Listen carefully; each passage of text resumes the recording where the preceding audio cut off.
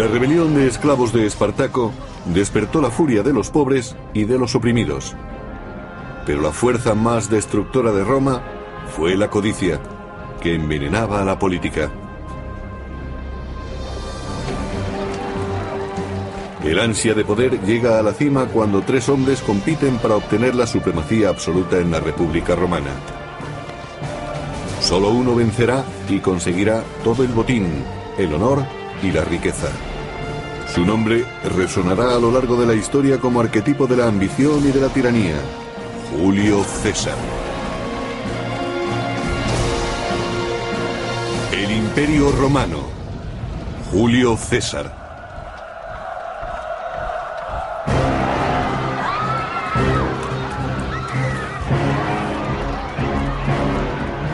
Estamos a mediados del primer siglo antes de Cristo y la democracia se disuelve en la República de Roma. Son tiempos revueltos y de violentos levantamientos políticos. La gente presenciaba a diario derramamientos de sangre y muertes. El asesinato era tan importante como las urnas. La violencia no debía de ser el medio para decidir las grandes cuestiones políticas y el destino del país. Pero la violencia engendra violencia, y en la Roma de los tiempos de César casi reinaba la anarquía. Ese fue el atribulado mundo en el que creció Julio César. A los 16 años murió su padre, y César tuvo que abrirse paso en la vida.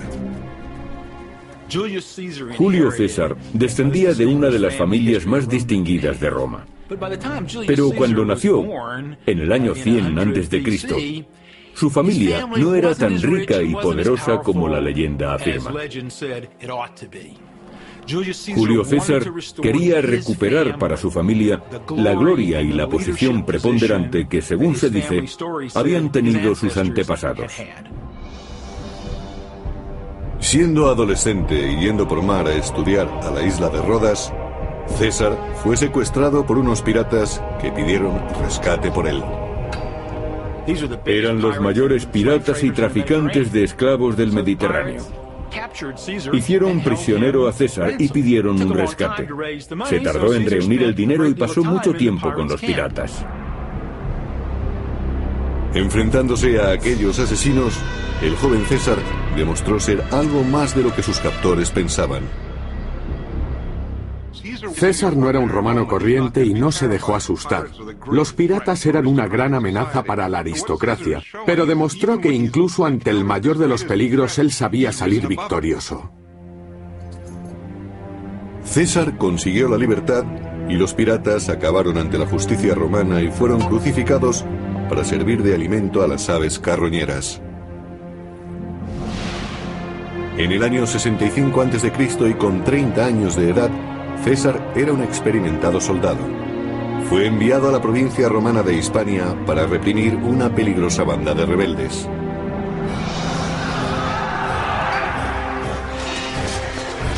Allí demostraría poseer grandes dotes de mando y un carisma que marcarían su futuro.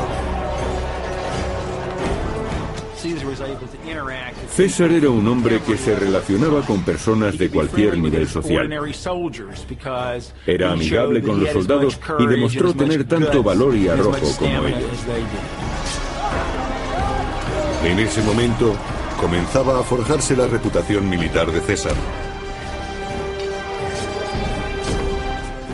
Si un miembro de la élite demostraba tener valor, frialdad y capacidad en el campo de batalla, conseguía influencia política en Roma.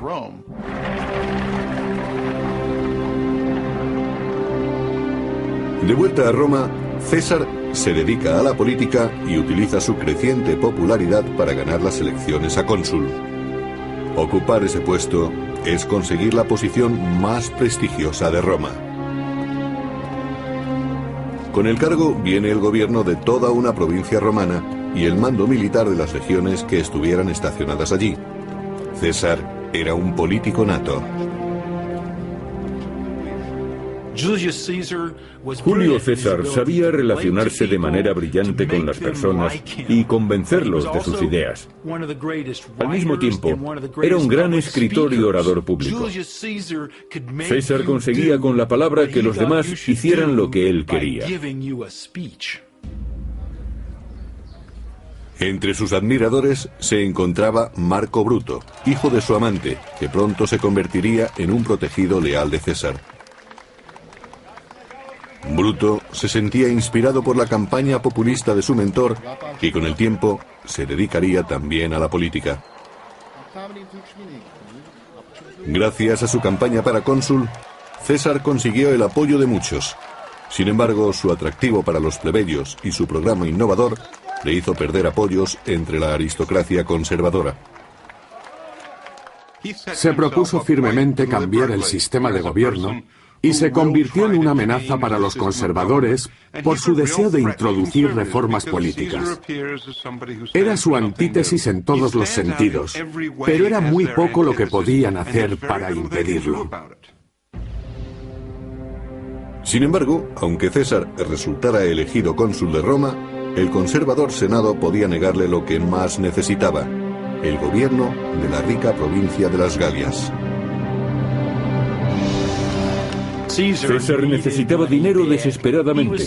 Estaba endeudado y literalmente tenía que escapar de sus acreedores. Todas las dificultades económicas de César se acabarían si el Senado le asignaba el gobierno de las Galias. Para Julio César era crucial que el Senado le concediera la provincia de las Galias. Si tenía éxito en ella, ganaría mucho dinero mediante el saqueo y con los enemigos que capturara al venderlos como esclavos.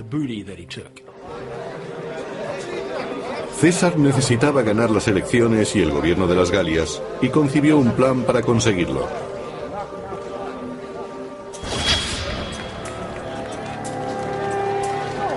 En la brutal arena política de Roma no se debía luchar solo. Y César se reunió con dos de los hombres más poderosos de la República. Uno era su viejo amigo Craso, el hombre más rico de Roma, que había financiado la campaña política de César. El otro era el celebrado general Cneo Pompeyo Magno, conocido como Pompeyo el Grande.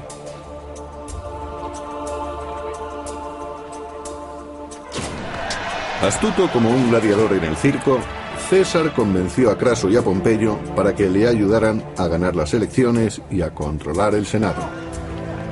César realmente era el tercer hombre. Aunque no se había distinguido militarmente tanto como Pompeyo, ni era tan rico como Craso, César era brillante y tenía un aura y un carisma que los demás no poseían. Esta extraordinaria alianza era conocida como el Triunvirato. El llamado triunvirato tenía tanto poder que controlaba el aparato político y podía, en cierto sentido, asignar cargos a voluntad.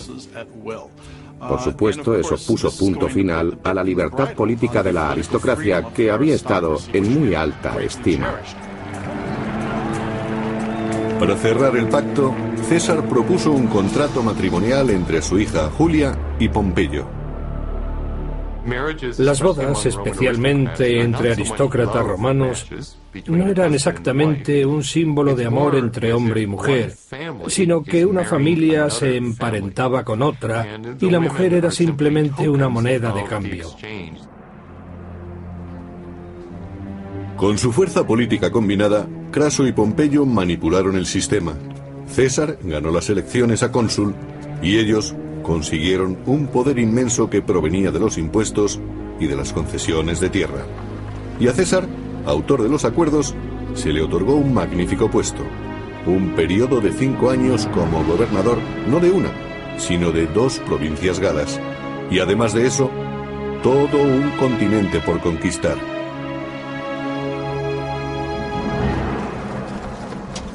César se dirigió entonces hacia el norte en busca de gloria y de oro. Al mismo tiempo, una desesperada horda de bárbaros se desplazaba hacia el sur, directamente contra el ejército de César para invadir territorios romanos. Conocidos como los helvecios, contaban con 300.000 hombres que buscaban nuevas tierras para asentarse por la fuerza si fuera necesario. Por extrañas razones, quizá ambientales o quizá bélicas, los bárbaros del norte, hombres, mujeres y niños, con todas sus pertenencias, se dirigieron hacia el sur. Pero eso era algo que César no iba a tolerar. A lo largo de las riberas del río Ródano, los romanos establecieron una barrera, una muralla de 30 kilómetros de longitud. Los helvecios no podían cruzarla, y para rodearla tenían que pasar por las tierras de la tribu Aeduí, más allá de las fronteras de la República. Y eso presentaba un problema. César no tenía autoridad para dirigir su ejército fuera de territorio romano. Para conquistar el botín, los esclavos y las nuevas tierras que ansiaba, debía convencer al Senado de que no existía otra alternativa. Debía aparentar que existía una amenaza monumental. Sin embargo, los helvecios se encargaron de hacerle el favor. César, en su marcha contra este grupo de salvajes, informaba a Roma. Persiguió a los bárbaros creyendo que serían un objetivo fácil, pero pronto vio que estaba equivocado. Sin previo aviso, los helvecios desaparecieron entre los bosques y cayeron sobre la retaguardia de César. Aquellos grupos tenían una apreciable estructura militar, disponían de armas y estaban organizados militarmente, con unidades preparadas para defenderse.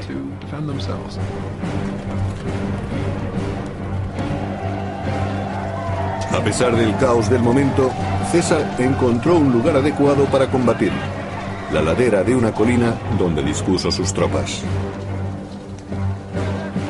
Supo situar a sus hombres en una posición con grandes posibilidades de vencer. No quiso correr muchos riesgos. Aunque tenía tendencia a exponerse, siempre ocupaba posiciones en las que el enemigo tenía que luchar en desventaja. Seguros de que su superioridad numérica les daría la victoria, los helvecios cargaron ladera arriba contra los romanos. El mismo César nos describe el combate. Desde nuestro puesto los soldados abrieron una brecha entre las falanges enemigas. Mis hombres clavaron sus lanzas en los escudos de los galos, forzándoles a tirarlos. Desenvainamos las espadas y cargamos contra ellos.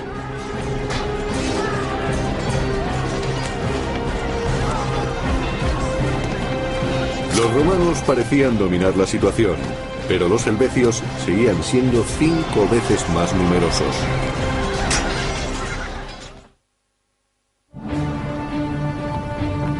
En el año 58 a.C., los helvecios, una violenta horda bárbara, atacan a los soldados romanos y emboscan su retaguardia, forzando a César a combatir.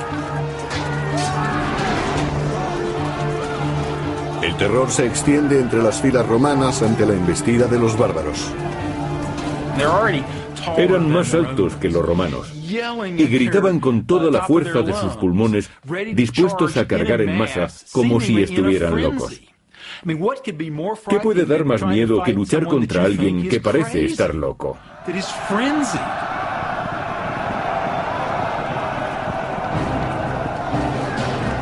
Aunque eran menos, los romanos se encontraban en una posición superior. Cuando la batalla empezó a inclinarse a su favor, mataban sin piedad a los helvecios, como si quisieran borrarlos de la faz de la tierra. El genocidio era aceptable en aquellos días, incluso preferible, porque ¿cuántos germanos quedarían en Italia tras el levantamiento de Espartaco? ¿200, 400, 500.000? Habían demostrado lo que una masa de esclavos desesperados podía hacer contra Roma. La mejor estrategia era muy sencilla: exterminarlos. Pero algunos escapan. Y siendo César un experto manipulador, hace surgir el fantasma de una invasión germánica para conseguir el apoyo popular de Roma.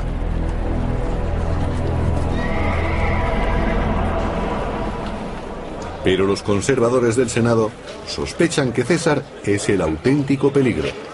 e incluso consideran que es una amenaza contra su aliado, Pompeyo. Empezó a temerse que ocupara el puesto de Pompeyo, el máximo dirigente de Roma. La diferencia entre ellos era que Pompeyo apoyaba el orden político establecido, mientras que César siempre manifestaba que quería cambiarlo. La tensión embarga la ciudad. Los conservadores tratan de convencer a Pompeyo de que rompa con César, pero es demasiado tarde. Su nueva esposa, Julia, hija de César, ha absorbido completamente al gran general. Pompeyo estaba tan enamorado de su adolescente esposa que se olvidó de la política y pasaba todo el tiempo con ella. Constantemente viajaban para visitar los más bellos jardines y parques de Italia. La generosidad de Pompeyo con César se extendía a un miembro de su amplia familia, su protegido, Marco Bruto.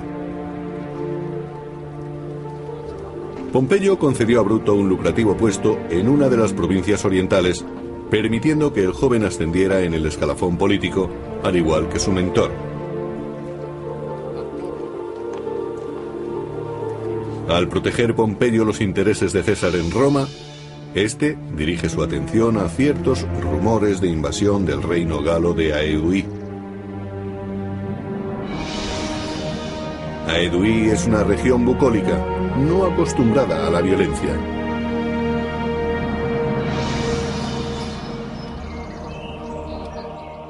La mayoría de ellos pasaba el tiempo realizando actividades no militares. Se dedicaban a la agricultura, a construir sus casas, a hacer sus ropas y a cuidar de sus hijos. En el año 56 a.C., la paz peligra cuando César informa de que millares de guerreros bárbaros acuden a Aedui, dirigidos por un temible caudillo, Ariovisto. Ariovisto se convirtió en una gran amenaza para los romanos. Según esto, su ejército estaba muy bien equipado y entrenado, y actuaba de forma muy violenta. Recordaba a invasiones y caudillos bárbaros anteriores.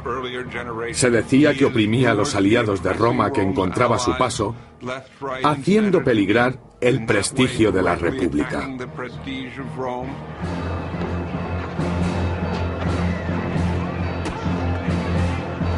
Tal agresión, según César, no debía ser tolerada.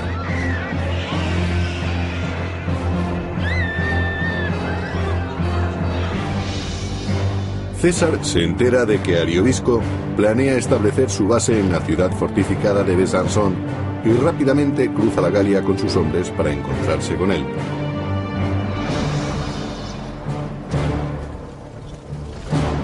Según el famoso biógrafo clásico Plutarco,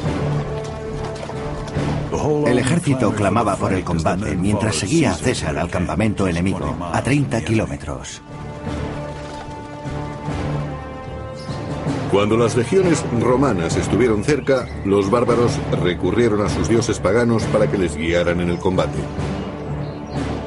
El ejército de Ariovisto, como todos los ejércitos de la antigüedad, llevaba sacerdotes, videntes y chamanes. En este caso había mujeres que decían que hablaban con los dioses. Antes del combate preguntaban a los videntes y adivinos, ¿dicen los dioses si podemos combatir ahora? Las armas, el agua, el movimiento de las estrellas, todo podía ser una señal que mandaban los dioses. Por medio de sus tótems, los adivinos predijeron que Ariovisto no ganaría esta batalla antes de la luna nueva. No debía actuar hasta entonces. Era el tipo de información que puede ganar batallas y llegó a oídos de César. Aunque es difícil de entender, antiguamente se tomaban muy en serio los mensajes de los dioses. César sabía que si forzaba a los bárbaros para combatir, sabiendo que los dioses no se lo aconsejaban, conseguiría una gran ventaja psicológica sobre ellos. Los dioses parecían indicarle el camino, y César aprovechó la ocasión. César envió a sus soldados contra la fortificación de los bárbaros para provocarlos, para forzar que Ariovisto sacara a sus hombres contra su voluntad. Estos estaban obsesionados con la idea de que no debían combatir, porque los dioses les habían dicho que no lucharan en ese momento contra César. César aprovechó la ventaja y atacó.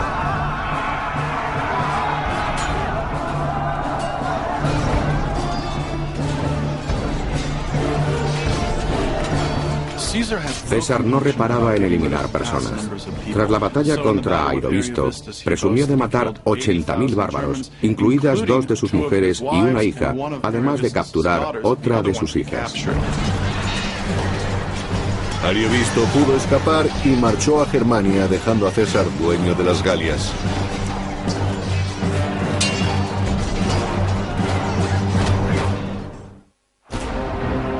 En el año 58 a.C., Julio César mató a decenas de millares de violentos guerreros germánicos. Su caudillo, Ariovisto, huyó sin honor, perdiendo el dominio de las Galias.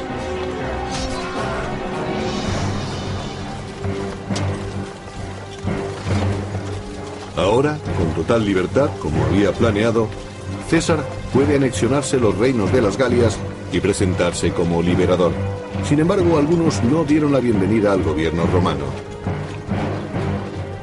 Perdieron su independencia política. Eso puede que no importara a algunos de los elegidos. Los jefes en particular obtuvieron todo tipo de beneficios políticos y materiales. Pero sabemos que a mucha gente no le gustaba ser gobernada por extranjeros. En los 3 años siguientes, César abandonaría su disfraz de protector. No solo sometió a las tribus bárbaras del norte y del oeste, sino que cruzó el Rin y el Canal de la Mancha para invadir Germania y Britania. Fue el primer romano en hacerlo. Informando y promocionándose al mismo tiempo, César enviaba a Roma los emocionantes relatos de sus conquistas. Aunque rodeados por miles de nativos, mis hombres se defendieron con la mayor valentía durante 4 horas y mataron muchos británicos a cambio de solo unos pocos hombres heridos. Tan pronto como divisó nuestra caballería, el enemigo arrojó sus armas y huyó, sufriendo pérdidas muy graves. Era como acompañarle en sus campañas. Para los romanos fue una novela de aventuras, una historia de exploradores. Nadie había ido más allá del norte de las Galias, ni tampoco a Britania. Para los romanos debió de ser una narración muy interesante. El relato de César es uno de los documentos políticos e históricos más importantes que haya sobrevivido. En él justifica acciones ilegales, absueltas solo porque consiguió éxito. Incluso el protegido de César, Marco Bruto, estudiaba los comunicados con preocupación creciente. Leyendo entre líneas los elocuentes mensajes de César, descubrió el objeto de su desmedida ambición. De repente se dieron cuenta de que César había acumulado grandes riquezas y un ejército demasiado poderoso. Además, gastaba mucho dinero para conseguir apoyos en la península italiana. Bruto estaba preocupado por su posición política. Cuanto más poderoso fuera César, menos poderosa sería la aristocracia. Los líderes conservadores se comprometieron para detener a César. Los aristócratas romanos temían que uno de sus miembros destacara y se comunicara directamente con el pueblo sin el consentimiento de la clase dirigente. Siempre tuvieron miedo de que alguien perturbara el orden establecido, siempre favorable a conservar su riqueza y posición. Para detener la creciente amenaza, César tuvo que pedir un favor a su antiguo aliado Craso. Él era el único que no temía su creciente popularidad. Su inmensa riqueza le aislaba de los devaneos políticos. Mediante sobornos y astucia pudo contener a los enemigos de César y volvió a ganar otro periodo consular y un mando militar, el primero en casi 20 años.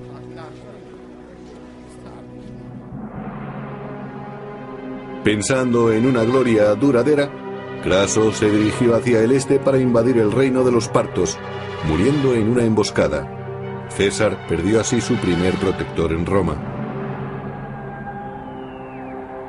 En aquellos días, la única hija de César, Julia, murió al dar a luz. Su marido Pompeyo, el último protector de César, quedó desolado.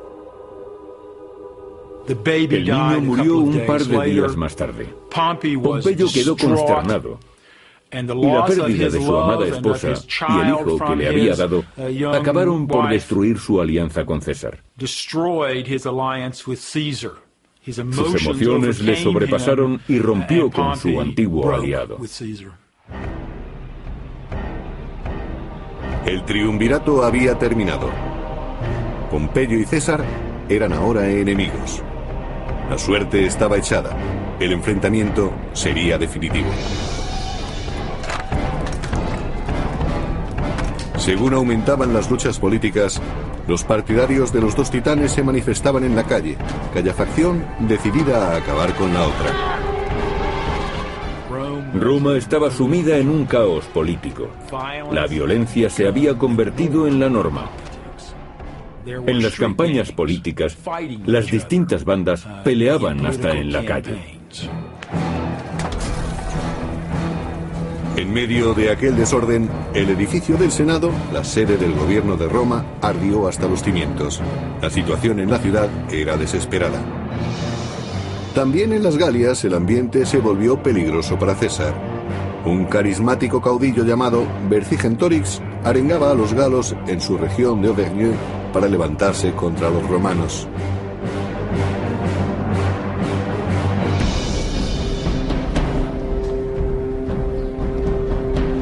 El plan de Vercingetorix era radical: quemar todas las provisiones, todos los graneros y todo el forraje para los animales.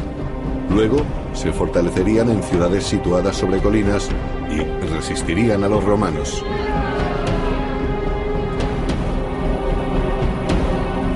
Cuando sus posesiones estaban en llamas, la solución debió parecerles a los galos demasiado peligrosa. Sin embargo, su sacrificio sorprendió y alarmó a los romanos. Vercingetorix trataba de destruir la logística del ejército romano. Alimentar a los soldados era un gran problema, y cuanto más se alejara César persiguiendo a los galos, más tendrían que racionar sus provisiones, que a su vez resultarían más fáciles de cortar para conseguir que las tropas pasaran hambre. Con las reservas de comida descendiendo rápidamente, los romanos solo tenían dos alternativas: quedarse y pasar hambre o retirarse. Pero César nunca pensó en retirarse. En el año 52 a.C., un valiente guerrero llamado Vercingetorix animó a su gente a sublevarse contra Roma y quemar sus graneros y sus fuentes de aprovisionamiento. Hacia finales del invierno, los romanos tuvieron que elegir entre el hambre o la victoria. Pero ahora había vuelto la primavera. César arengó a sus tropas y atacó a Vercingetorix y sus hombres. Entre los lugartenientes más próximos a César estaba Marco Antonio.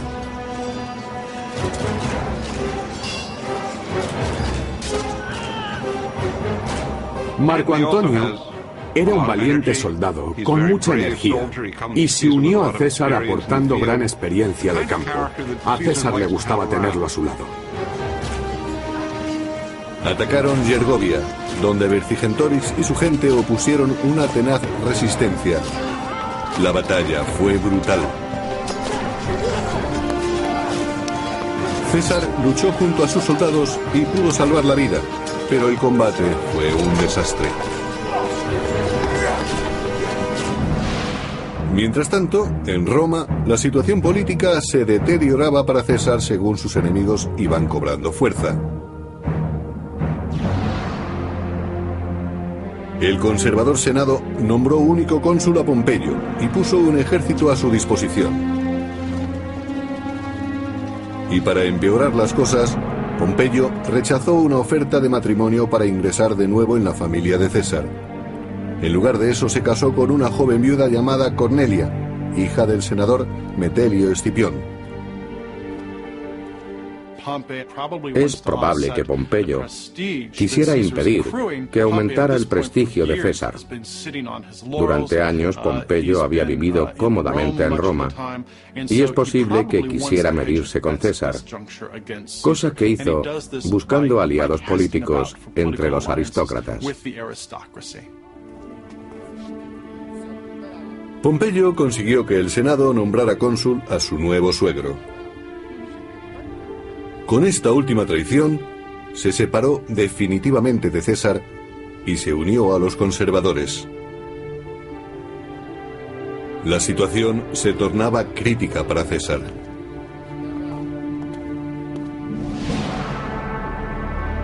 Debía salvar las Galias o perder su prestigio para siempre. Persiguió a Vercingetorix hasta la ciudad fortificada de Alesia y allí mandó cavar una trinchera doble. Una para asediar a los habitantes de Alesia y otra para protegerse de los posibles refuerzos. Construyó una maravillosa estructura defensiva, con unas lanzas hechas con troncos y ganchos clavados en tierra. Luego, de forma coloquial, llamaron lirios a unos fosos de 1 metro de profundidad que tenían unas estacas de unos 8 centímetros sobresaliendo del suelo. Fue una obra sensacional. La hicieron solo con las manos y se ayudaron con picos. La arena la retiraban con cestos de mimbre. Pensemos en 15.000 hombres cavando día tras día y empleando solo su fuerza. El resultado fue extraordinario, pero debieron de acabar extenuados. Vercingetorix y su gente empezaron a pasar hambre y a desesperarse. Las cosas marchaban tan mal para los defensores de Alesia que se quedaron sin comida. Pero cuando iban a rendirse, la peor pesadilla de César se convirtió en realidad.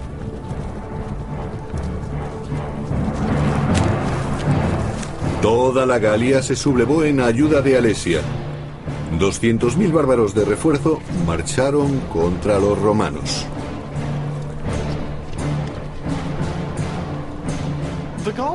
Los galos eran una fuerza relativamente bien organizada y muy pronto reunieron mucha gente. En el asedio de Alesia, el sitiador César se convirtió en sitiado. Al llegar los refuerzos, Vercingetorix salió por fin de la ciudad. Los romanos estaban rodeados y los bárbaros se dispusieron a asestar el golpe final. La batalla de Alesia fue el mayor reto al que se enfrentó César en 10 años. Porque para derrotar a su enemigo, tenía que luchar con él tanto en vanguardia como en retaguardia. Solo las tropas más veteranas podían resistir aquel asalto. Había que estar psicológicamente preparado para enfrentarse al enemigo y matarlo con una espada de medio metro. Para conseguirlo, se luchaba cuerpo a cuerpo, y resultaba igual de sencillo morir que matar. En su relato de la guerra de las Galias, César nos describió la batalla. Ni terraplenes ni trincheras pudieron resistir la embestida de los furiosos galos. Y entonces supe que había llegado el momento de llevar a cabo una acción decisiva. Tenía una gran lucidez, hasta el punto de que cuando sus hombres perdían el control, los cogía por la garganta para que siguieran combatiendo. Mantenía la cabeza fría ante el peligro. Los galos vieron a la caballería a sus espaldas y unas cortes de refresco que avanzaban hacia ellos. Rompieron sus filas y huyeron, pero nosotros los perseguimos. En el año 52 a.C., en los campos cercanos a Alesia, murió el sueño de una Galia independiente. Vercingetorix se rindió a César y gran parte de la Europa del norte pasó a formar parte de Roma. Las campañas de César fueron muy importantes porque ampliaron Roma desde el Mediterráneo hasta la Galia central y del norte. Sus dominios llegaban hasta Germania y Britania. Ahora Europa del Norte se encontraba dentro del Imperio Romano. Y a largo plazo llevar las fronteras mucho más allá del Mediterráneo como hizo César tuvo una gran repercusión. Ahora victorioso, César podía regresar a Roma. Había eclipsado a todos los demás nobles, incluido Pompeyo. Después de casi una década de victorias militares en las Galias, César quería regresar a Roma para recoger su recompensa y ser reconocido por todos como su máximo dirigente. Pero sus rivales le odiaban y le temían a la vez, sobre todo porque los había relegado a la sombra.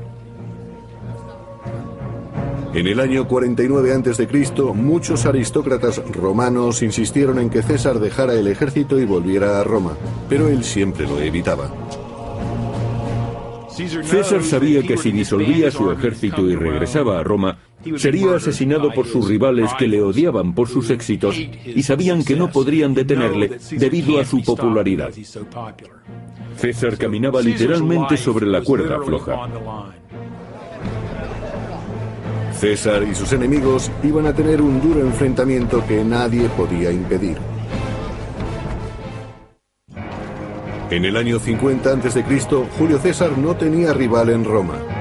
El Senado, temeroso de su poder, insistió en que debía de poner el mando. Furioso, César condujo su ejército hacia el sur, preparando una invasión a Roma, y se detuvo en la frontera ante un pequeño río, el Rubicón.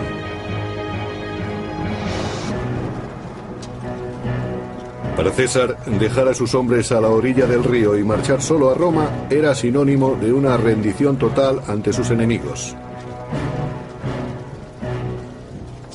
La vida de César pendía de un hilo. Tenía que cruzar el Rubicón, un riachuelo, la frontera entre las provincias y la propia Roma. Cuando lo hizo, sabía que podía desencadenar una guerra civil, pero tuvo que elegir entre eso o caer en desgracia.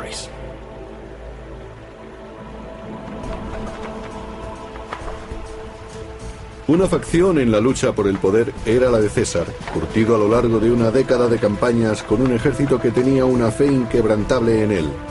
Su dedicación era absoluta.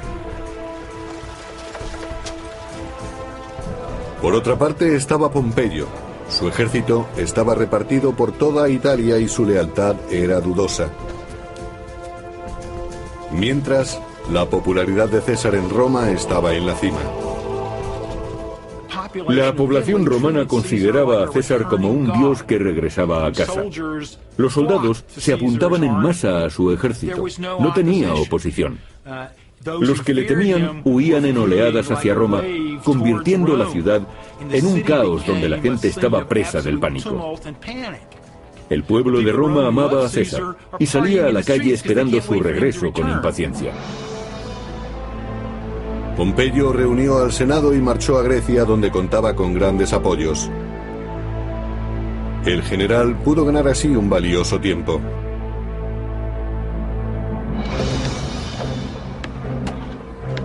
Pasaron meses antes de que César pudiera construir o apropiarse de los barcos y suministros suficientes para ir tras él. Cuando las tropas de César desembarcaron en Grecia, Pompeyo contaba con un gran ejército. En enero del año 48 a.C., en Farsalia, los dos personajes más importantes de Roma se enfrentan a una trágica guerra civil. Pompeyo dispone del doble de soldados que César, pero los de este están armados con una poderosa arma, la confianza. Pompeyo tenía que luchar o rendirse. Así hacía César las cosas. Además, sabían que siempre situaba a sus hombres en una posición con grandes posibilidades de vencer. Disponía de un ejército muy bien entrenado, que se compenetraba a la perfección, por algo los llamaban veteranos. Se habían convertido en una fuerza muy efectiva, acostumbrada a combatir.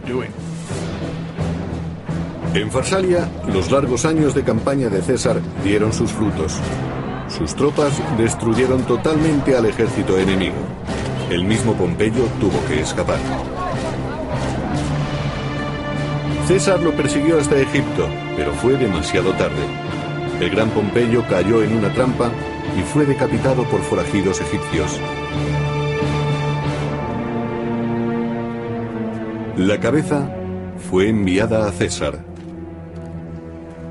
Según el biógrafo clásico Plutarco,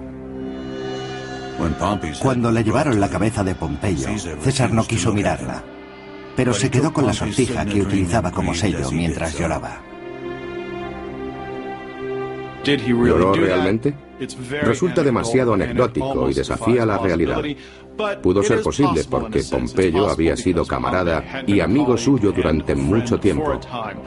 Al ver a Pompeyo muerto, puede que César se diera cuenta de que a él también le podía ocurrir lo mismo. En el año 46 a.C., sin rivales que se le opusieran, César consiguió el poder total que había ansiado durante toda su vida. Roma era suya. César se dispuso a reconstruir la ciudad, cambió las leyes de los impuestos y estableció nuevas colonias. Se convirtió en el primer dirigente romano en concebir un imperio. César se convirtió en el nuevo Estado que sustituyó a la República. Era una visión previa de lo que iba a ocurrir en Roma con los emperadores, pero lo hizo de tal manera que parecía despreciar las tradiciones republicanas. En consecuencia, se aisló de los demás. No queriendo compartir su mandato con nobles inferiores, se proclamó dictador de por vida. Sería el nuevo rey de Roma. Se temía que si César se convertía en rey, desapareciese para siempre el derecho del pueblo a elegir y a expresar su opinión. La furia contra la tiranía de César rezumaba como veneno por el Senado. Incluso el protegido de César, Marco Bruto, fue persuadido para que lo traicionara. Bruto era un hombre complejo y francamente no muy atractivo. César lo había convertido en su gran acompañante y le había ayudado en su carrera política. Pero Bruto no soportó estar siempre en segundo plano. Además tenía una visión muy romántica de sí mismo. Se consideraba defensor de las libertades. Por eso dirigió la conspiración contra César. Finalmente, en el año 44 a.C., en los idus de marzo, 40 conspiradores conducidos por Bruto en nombre de la libertad decidieron tomarse la justicia por su mano. Según el historiador clásico Suetonio, 23 dagas le fueron clavadas a César. No emitió un solo gemido después de la primera puñalada, aunque algunos dicen que cuando vio a Marco Bruto asestarle la segunda, se lo reprochó en griego diciendo: ¿tú también, hijo? Muchos de ellos eran amigos suyos, algunos desde hacía tiempo. Es posible que estuvieran resentidos por haber abolido la tradición más querida de la República de que un solo hombre no podía ser el máximo dirigente de Roma. Pero seguramente los celos, la pasión y puede que el deseo de recuperar las libertades tuvieran también algo que ver.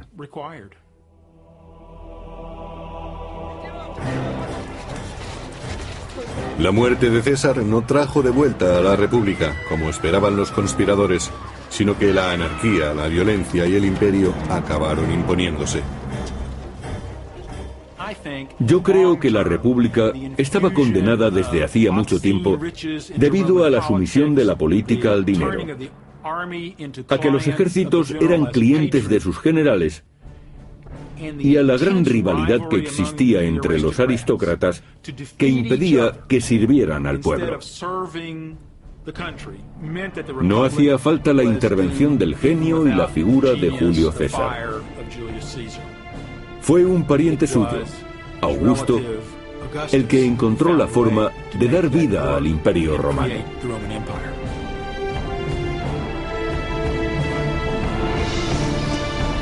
La era de los emperadores había comenzado, y con ella la de sangrientas conquistas, brutales represiones y guerras sin fin.